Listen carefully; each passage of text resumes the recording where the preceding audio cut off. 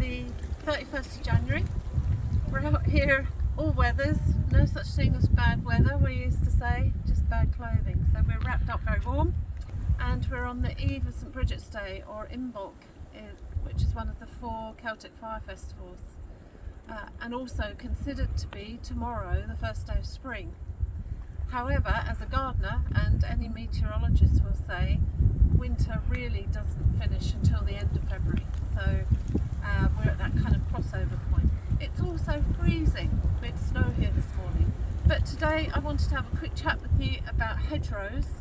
And you know, as we're walking all the roads and the lanes, and you know, quite often when you drive, you just drive past all these hedgerows thinking they look like maybe tatty old kind of bits of scrubland. There's a huge amount going on in the hedgerows, and I just wanted to have a little chat about that. We have several different types of hedgerow here in Ireland, mostly emanating from the 1700s, when it was made an Act of Parliament that every landowner should enclose their land. This caused lots of problems that I won't be going into, but it did create the majority of the patchwork of fields that we now see. When you first drive along these lanes, you probably just kind of see scraggly old undergrowth, rubbish, sadly. But actually when you go delve in a bit deeper, there's lots to see here, and it's an amazingly rich environment for biodiversity and wildlife.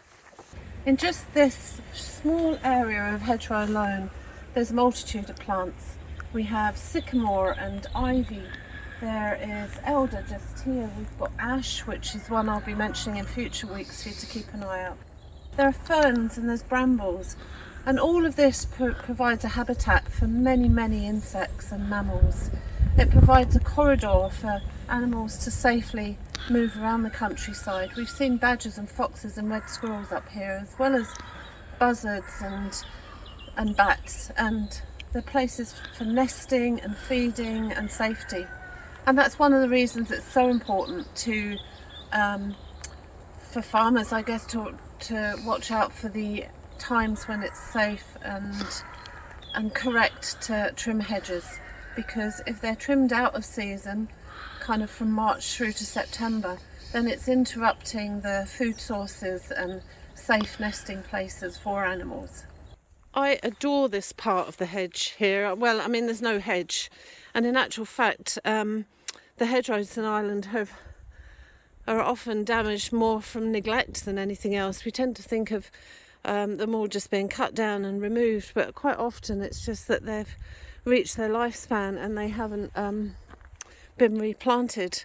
But I just adore this. I was actually walking here the other day and I just thought, gosh, if I was a child, I'd be envisaging all sorts of fairy forests and all sorts in amongst all this gorgeous thick moss that's growing on top of the stone walls. A lot of the hedgerows here they're not actually, well, the hedges are either in the stone wall or behind the stone walls, which can also make them quite interesting. At the moment we are in the cloud now. If you've ever wondered what it's like to be in a cloud, this is it. So I can share with you the inside of a cloud. We spend quite a lot of the year in this kind of environment.